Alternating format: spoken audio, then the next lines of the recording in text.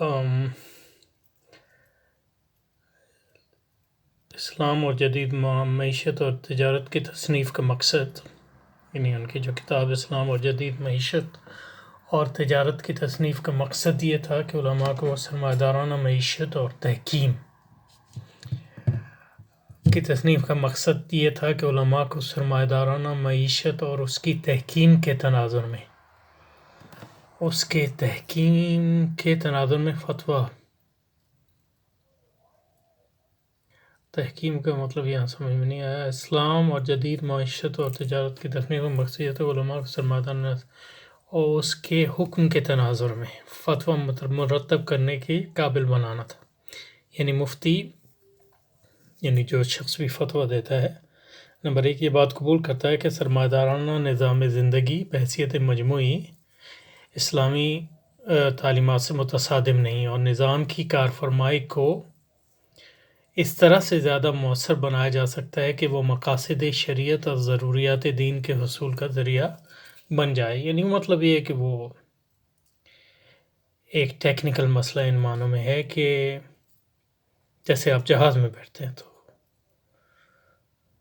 تو ایک ٹیکنیکل چیز ہے. اب سفر آپ کس مقصد کے لیے کر رہے ہیں تو یہ آپ کے جو نظریہ زندگی ہے وہ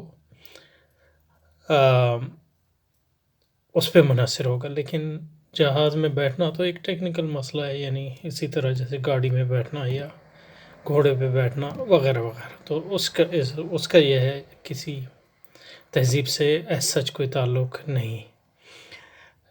لیکن سرمایہ داری تو ٹیکنیکل مسئلہ نہیں ہے، وہ تو ایک تہذیب ہے. جیسے کہ ہم نے کہا وہ سب سے پہلے آپ کی روح کو مسخ کرتی ہے، تو پھر جو ہے تعلقات عامہ کو مسخ کرتی ہے، اور پھر جو ہے وہ قوت کے مراکز پہ قبضہ کرتی ہے، اور پھر ان کی مدد سے تمام معاشرے اور تمام زندگی کو اپنے نہج میں، اپنے رنگ میں رنگنے کی کوشش کرتی ہے. نمبر 2 سرمایہ دارانہ نظام زندگی کا انہدام ممکن نہیں، کیونکہ وہ ایک ٹیکنیکل چیز ہے، تو اس کا انہدام پھر کیسے ممکن ہے. وہ ایک یعنی انسانی ضرورت ہے، تو اس کا انہدام کیسے ممکن ہے. یعنی جیسے آپ سفر کے لیے آپ کو وسیلہ تو چاہیے، تو وسائل جو ہے بدلتے رہتے ہیں، لیکن وسیلہ تو آپ کو چاہیے ہی ہوگا. کبھی یعنی گاڑی ہو گئی یا گھوڑے ہو گئے، یا اب جہاز پہ آپ چل رہے ہیں، تو یہ ایک ایسی چیز ہے. سرمایہ دار نظام زندگی کا انہدام ممکن نہیں. جن اصول پر وہ قائم ہے اور جن اہداف کے اصول کے لیے وہ کار فرما ہے وہ فطری ہے. یعنی انسان کی زندگی جیسے فطری ہیں، جیسے کھانا پینا فطری، اس لیے اسلام ان کی تصدیق کرتا ہے. اسلام خود کوئی نظام زندگی نہیں، یعنی ان معنوں میں کہ وہ زندگی کے ہر شعبے کے بارے میں آپ کو مکمل جو ہے تعلیمات دیتا ہے. سرمایہ دارانہ نظام زندگی اسلامی معاشرت معیشت کی ایک مستحسن تشریح ہے اگر اس کو شریعت کے حدود میں کیا جائے. خواہ یہ تشریح ملحد کریں، خواہ یہودی، خواہ ہندو، خواہ مولانا تقی عثمانی. نمبر 3 اسلام کو سرمایہ دارانہ نظام زندگی میں ڈبونے کے لیے مفتی کو ہر سرمایہ دارانہ معاہدے کو ڈبونے کے لیے یا سمونے کے لیے مفتی کو ہر سرمایہ دارانہ معاہدے کو علیحدہ علیحدہ جانچنا چاہیے اور فتویٰ اس بنیاد پر دینا چاہیے. یعنی معاہدوں کو، جو سرمایہ دارانہ معاہدے ہیں، ان کو اس کو نظاماتی تناظر سے جو ہے الگ کر کے فتویٰ دینا چاہیے. اور نظام پر بحیثیت نظام کوئی فتویٰ نہیں ہے، کیونکہ وہ نظام ایک ٹیکنیکل مسئلہ ہے ان کے نزدیک. تو اسلام کو سرمایہ دارانہ نظام زندگی میں سمونے کے لیے ہے مفتی کو ہر سرمایہ دارانہ معاہدے کو، یعنی عقد کو علیحدہ علیحدہ جانچنا چاہیے اور فتویٰ اس بنیاد پر دینا چاہیے کہ کیا معاہدہ کسی اجتماعی شرعی حکم کی خلاف ورزی تو نہیں کرتا ہے. کسی اجتماعی شرعی حکم کی، اجتماعی کی یہاں کیا ضرورت ہے، کسی عمومی شرعی حکم کی خلاف ورزی تو نہیں کرتا. اگر کرتا ہے تو کیا اس اجتماعی شرعی حکم کی ایسی تعویل کی جا سکتی ہے جو اس معاہدے کو حلال ثابت کر سکے. اگر نہیں تو معاہدے کی کسی شق میں کتنی ترمیم ضروری ہے تاکہ معاہدہ احکام شرع سے متصادم نہ رہے. تو یہ جو ہے طریقہ کار ہے جس کے مطابق جو ہے اسلامی معیشت دان معیشت کے قائل جو مفتی ہیں وہ فتویٰ دیتے ہیں. یعنی اس میں بنیادی چیز یہ ہے کہ آپ نے تو سرمایہ داری جو ایک پیسے نظام کے ہے،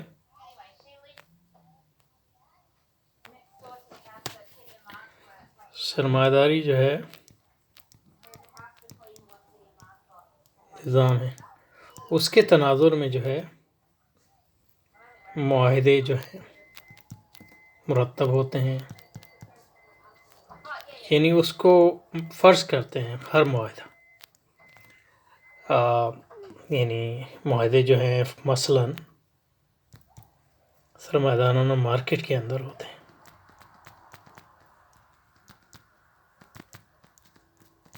سرمایہ دارانہ مارکیٹ کے بغیر کوئی ان معاہدوں کا تصور نہیں ہے. یہ ایک. دوسرا یہ ہے کہ وہ سرمایہ دارانہ قانون کے مطابق جو ہے وہ مارکیٹ چلتی ہے، اور وہ قانون ملکیت اور قانون معاہدہ وغیرہ. اور نمبر 3 سرمایہ دارانہ ریاست کو مفروض کرتے ہیں کہ عمومی طور پہ جو ہے سرمایہ دارانہ ریاست کے بغیر جو ہے سرمایہ دارانہ مارکیٹ جو ہے وہ قائم نہیں سکتی اور چل نہیں سکتی. تو مفتی جو ہے ان 3 چیزوں کو بھول جاتا ہے. بحیثیت سرمایہ، یعنی یہ تو ہوئے سرمایہ دارانہ فرد، اس کی تو بات ہی نہ کریں.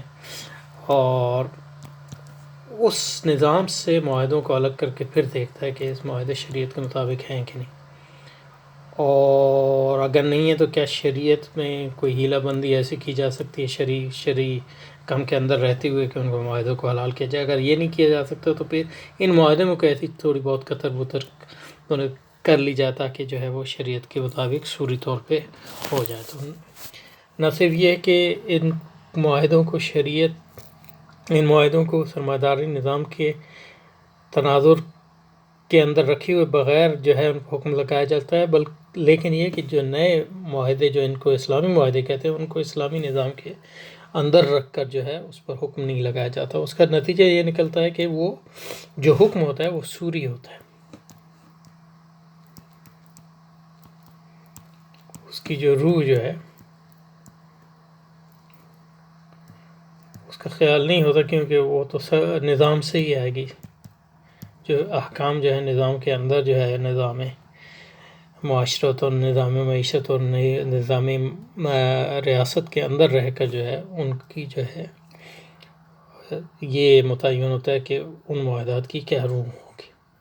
مولانا تقی عثمانی سرمایہ داری کی اسلام کاری آدم اسمتھ، یعنی کہ آدم اسمتھ جو معیشت کا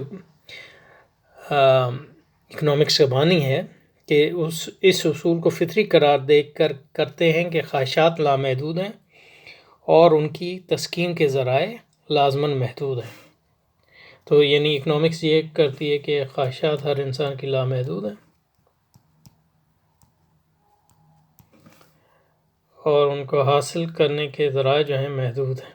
تو اکنامکس آپ کو بتاتی ہے کہ ان میں رہتی ہوئی کس طرح جو ہے آپ اپنی لامحدودات خواہشات کو محدود وسائل کی بنیاد پر احسن طریقے سے جو ہے انجام دے سکیں.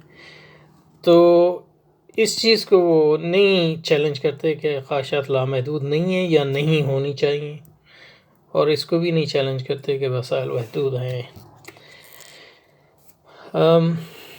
مولانا تقی عثمانی صاحب سرمایہ داری کی اسلام کاری آدم اسمتھ کے اس اصول کو فطری قرار دے کر کرتے ہیں کہ خواہشات لامحدود ہیں اور ان کی تسکین کے ذرائع محدود ہیں.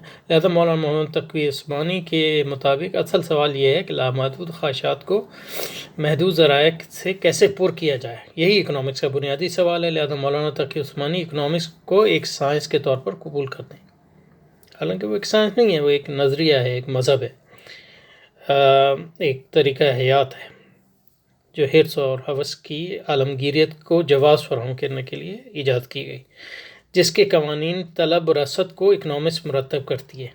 وہ بقول مولانا تقی عثمانی قوانین فطرت کی حیثیت رکھتے ہیں. یعنی جیسا کہ یہ قانون فطرت ہے کہ سیب نیچے گرتا ہے، اسی طرح یہ بھی قانونی فطرت ہے طلب اور رسد کا قانون بھی.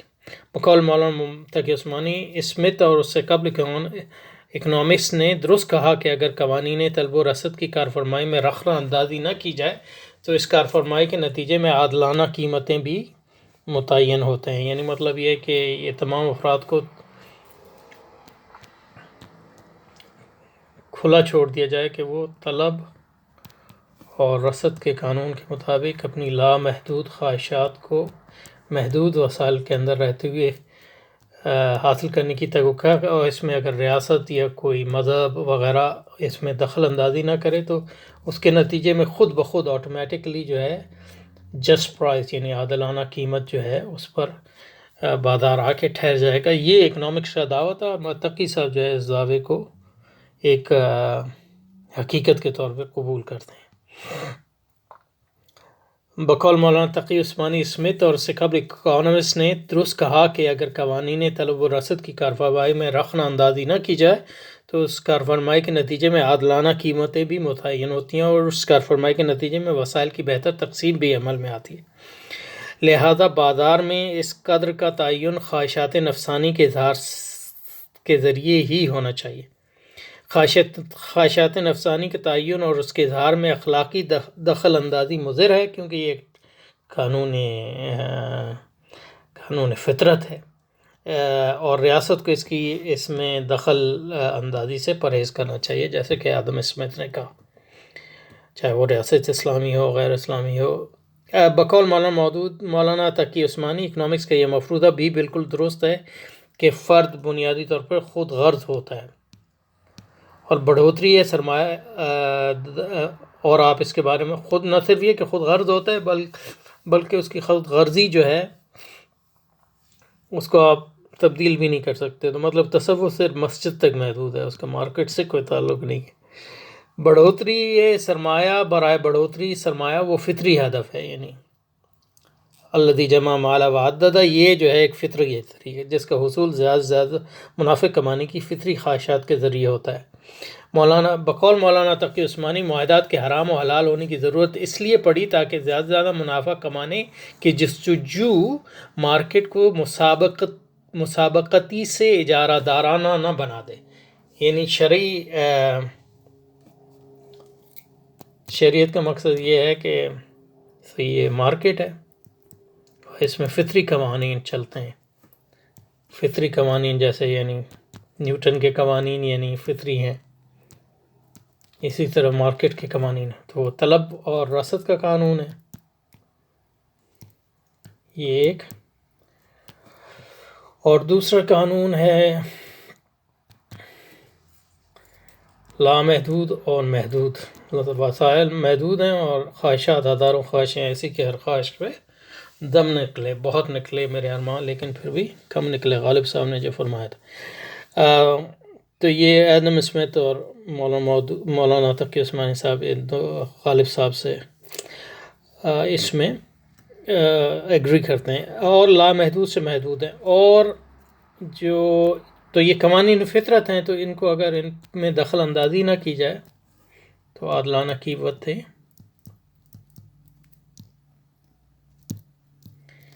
اور اکنامکس کے جو قوانین ہیں ان کا مقصد یہی ہے کہ یہ مارکیٹ جو ہے اپنے اس پہ چلی جائے، اور شریعت کا بھی یہی مقصد ہے مولانا تقی عثمانی کے نتیجے میں. اور اس کی جو پریکٹیکل شکل ہے وہ اس شکل ہے کہ مارکیٹ جو ہے آزاد مارکیٹ رہے، وہ اجارہ دارانہ مارکیٹ نہ بن جائے. اجارہ دارانہ مارکیٹ، آزاد مارکیٹ اجارہ دارانہ مارکیٹ اسی وقت بنتی ہے جب قانون فطرت میں جو ہے لوگ یا ریاست یا دوسری جو ہستیاں ہیں یا ادارے ہیں وہ دخل اندازی کرتے ہیں. تو مولانا تقی عثمانی صاحب اس کی کہتے ہیں کہ شریعت کا مقصد یہ ہے کہ اجارہ داری کو ختم کیا جائے. 19 مولانا تقی عثمانی اس بات سے صحو نظر فرماتے ہیں کہ ہر سرمایہ دارانہ بازار میں قیمت کا تعین لازماً بتدریج اجارہ دارانہ ہوتا چلا جاتا ہے. یہ مولانا تقی عثمانی اس لیے کہ وہ سرمایہ داری کی حقیقت کو نہیں سمجھتے ہیں، کیونکہ اگر بڑھوتری آپ کریں گے تو اس کے بڑھوتری یہ اگر مقصد ہے اور یہی سرمایہ داری کا مقصد ہے تو اس کے لیے دولت کا ارتکاز نہ صرف لازمی ہے بلکہ اس کا لازمی نتیجہ بھی ہوگا، کیونکہ دولت کے ارتکاز کے بغیر جو ہے بڑھوتری کو جو ہے میکسیمائز نہیں کیا جا سکتا۔ جب دولت کا ارتکاز ہوگا تو اس کے نتیجے میں لازماً جو ہے منوپلیز وجود میں آئیں گی، اجارہ دارانہ۔ تو جو سرمایہ داری جو ہے میچور ہوتی جاتی ہے، مضبوط ہوتی جاتی ہے، تو اجارہ داری جو ہے ایک لازمہ ہے اس کا، منوپلی جو ہے۔ تو اس لیے آپ دیکھتے ہیں کہ زیادہ تر جو کمپنی ہیں وہ منوپلیز ہیں یا نئر منوپلیز ہیں، یعنی اور جو عام شکل بنتی ہے مسابقت کی وہ فری مارکیٹ نہیں ہوتی بلکہ وہ اولیگوپلسٹک مارکیٹ ہوتی ہے، جس میں چند بڑی بڑی کمپنیاں جو ہیں آپس میں مسابقت کرتی ہیں۔ اور اس کی وجہ یہ ہے کہ جب آپ ارتکاز بڑھے گا تو ارتکاز کی شرط یہ ہے کہ دولت جو ہے چند سے چند ہاتھوں میں ہو، کیونکہ اگر اس کو آپ پھیلا دیں گے تو مطلب ارتکاز کی وہ بالکل اپوزٹ ہے، اور اس کا نتیجہ بھی پھر یہی نکلتا ہے کہ جو کمپنیاں کامیاب ہیں وہ یعنی جس کے پاس 1000 ہے وہ 2000 کماتا ہے، جس کے پاس 2000 ہے وہ 4000، تو دولت وہیں جاتی ہے جس طرف۔ تو اسی کے نتیجے میں جو اجارہ داری جو ہے سرمایہ دارانہ معاشرے میں عام ہوتی ہے، اور مولانا تقی عثمانی اس کو نہیں سمجھتے، کیونکہ وہ سرمایہ داری نظام کو جو بھی اس کو بھی نہیں سمجھ پائے۔ تو بقول مولانا تقی عثمانی معاہدات کے حرام و حلال ہونے کی ضرورت اس لیے پڑی تاکہ زیادہ سے زیادہ منافع کمانے کی جستجو مارکیٹ کو مسابقتی سے اجارہ دارانہ نہ بنا دے۔ اسمتھ کی طرح مولانا تقی عثمانی بھی ریاست کی اس بات کا حق دیتے ہیں کہ وہ مارکیٹ سے اجارہ داری کے رجحان کو ختم کرنے کے لیے دخل اندازی کرے۔ اجزائے پیداوار وہی ہیں جن کی نشاندہی اکنامکس نے کی ہے، اور ان کی اجرت، منافع اور کرائے کا تعین قوانین طلب و رسد کی خود فرمائش سے متعین ہونا چاہیے۔ اس میں جو اکنامکس اور مولانا تقی عثمانی یہ یک زبان ہے۔ ریاست کو اجزائے پیداوار کی مارکیٹ میں دخل دینے کا کوئی حق مولانا تسلیم نہیں کرتے۔ پھر یہ حق کیوں تسلیم کرتے ہیں کہ وہ مارکیٹ سے زیادہ داری ختم کرے؟ یہ ایک کانٹرڈکشن ہے مولانا تقی عثمانی کا بھی اور اکنامکس کا بھی۔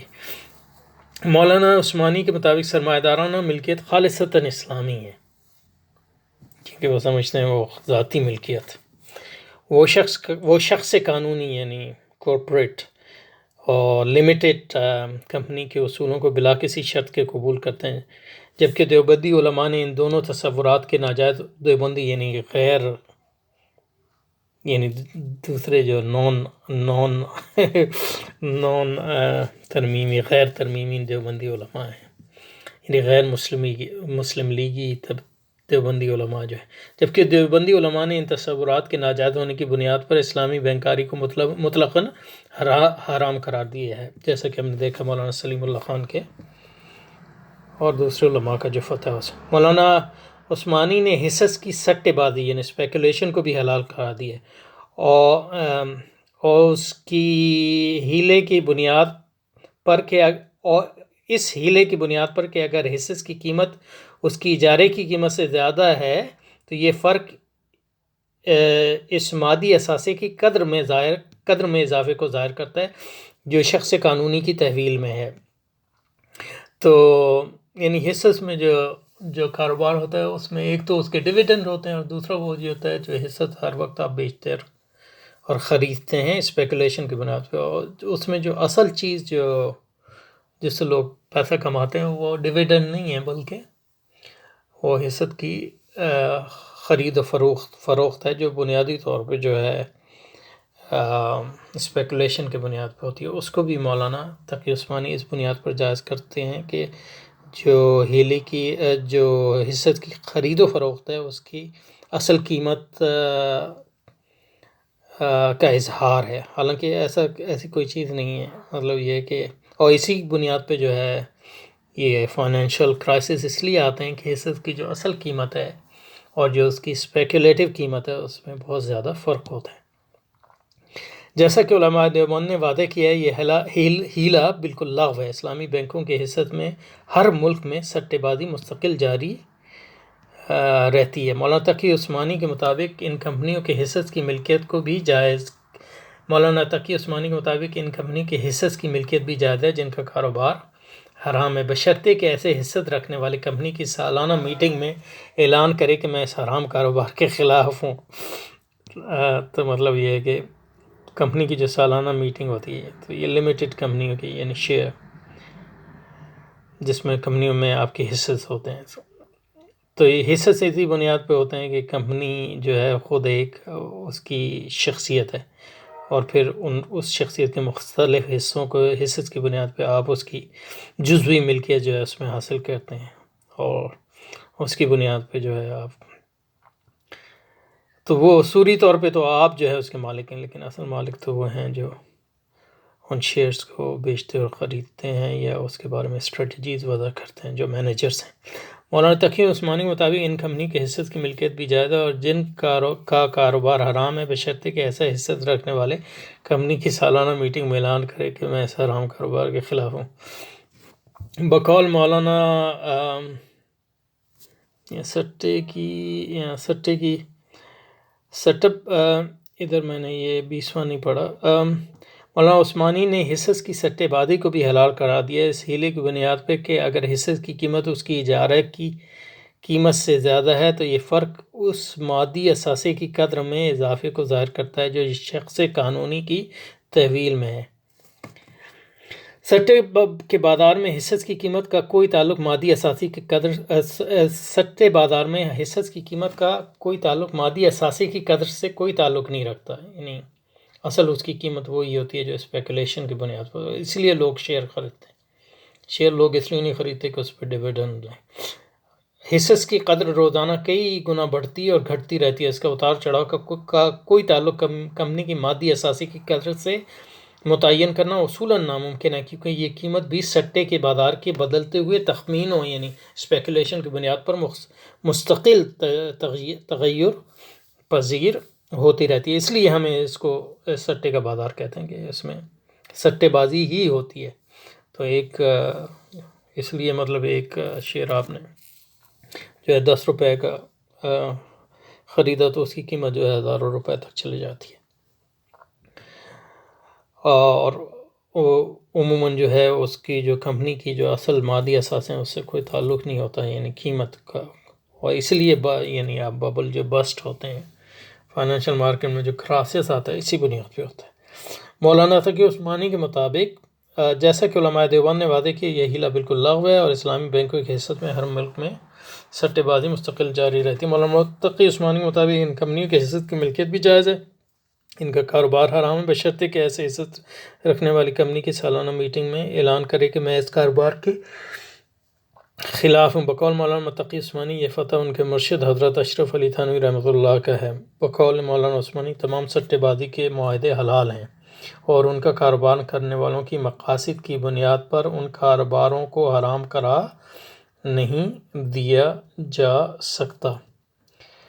مولانا تقی عثمانی کے مطابق بیشتر اثاثوں اور ذمہ داریوں کے معاہدات کو اسلامی بنیادوں پر مرتب کیا جا سکتا ہے اور یہ اسلامی بینکوں کا اصل وظیفہ ہے۔ وہ یہ کام ایک سودی سرمایہ دارانہ نظام تمویل کے تناظر میں کر رہے ہیں، کیونکہ مولانا تقی عثمانی سرمایہ دارانہ نظام میں اسلامی تمویل کو سمونے کے قائل ہیں، لہذا وہ پورے سرمایہ دارانہ نظام کے انہدام کو ضروری نہیں قبول نہیں کرتے۔ وہ کہتے ہیں کہ اس میں اتنی آپ یعنی کتربونت اور تبدیلی کر سکتے ہیں کہ وہ اسلام کے مطابق ہو جائے۔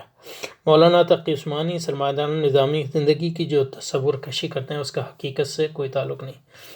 تو یہ میرا خیال ہے ہم کریں گے، کافی بچہ ہے تو پچھلی بار، تو یہ اگلے اس میں انشاءاللہ کریں۔